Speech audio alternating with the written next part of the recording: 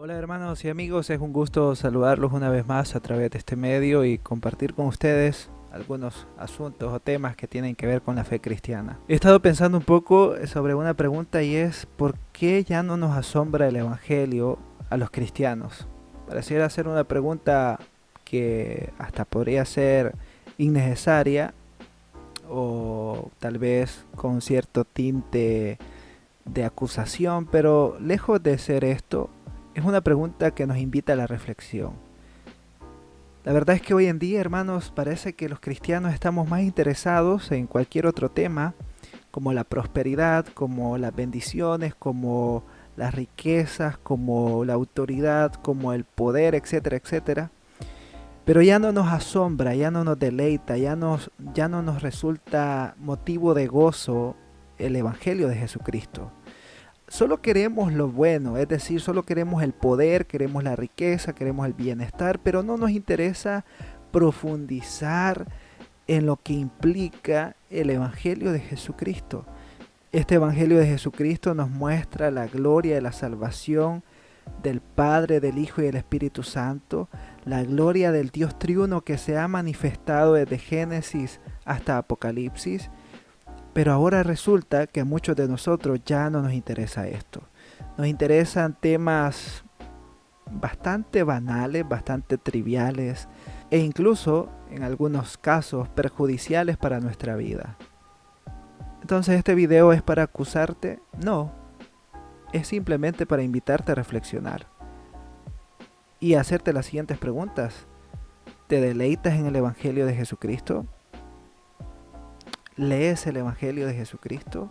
¿Lees la palabra del Señor, es decir, el Antiguo y el Nuevo Testamento, considerando el plan glorioso de Dios en Cristo Jesús?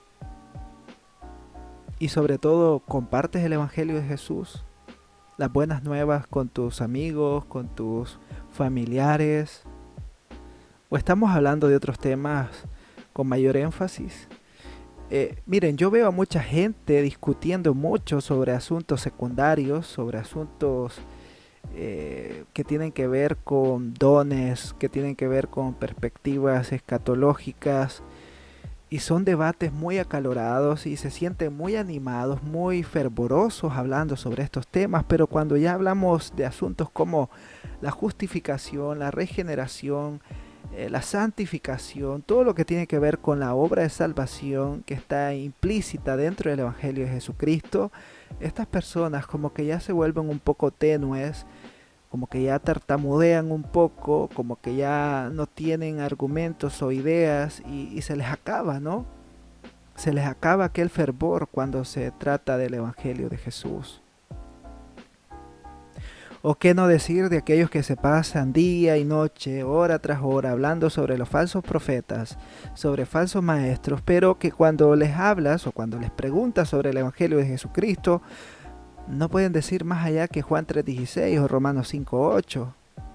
Son personas que no han profundizado, que no han eh, llenado su corazón de las gloriosas verdades del Evangelio. Pero sí tienen la autoridad y sí tienen el ánimo de estar acusando, señalando, exhortando, reprendiendo a todos aquellos que supuestamente están hablando herejías y que son hijos del diablo, bla, bla, bla, bla.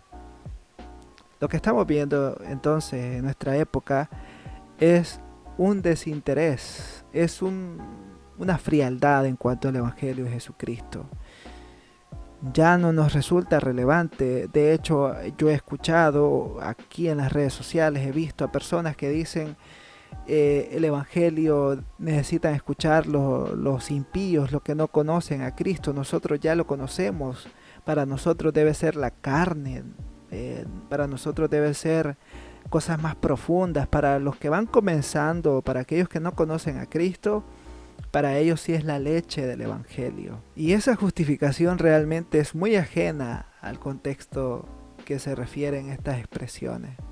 Realmente la leche y la carne, en su sentido metafórico, ¿no? Son propias del Evangelio de Jesucristo. Por eso Pablo, al meditar en Romanos sobre todas las grandes verdades que están implícitas en el Evangelio de Jesucristo, él dice, profundidad de las riquezas de Dios. es que es algo que no podemos abarcar en su plenitud y que debería también motivarnos. El hecho de no poder dimensionarlo todo debería motivarnos a gozarnos y a profundizar en el Evangelio de Jesús.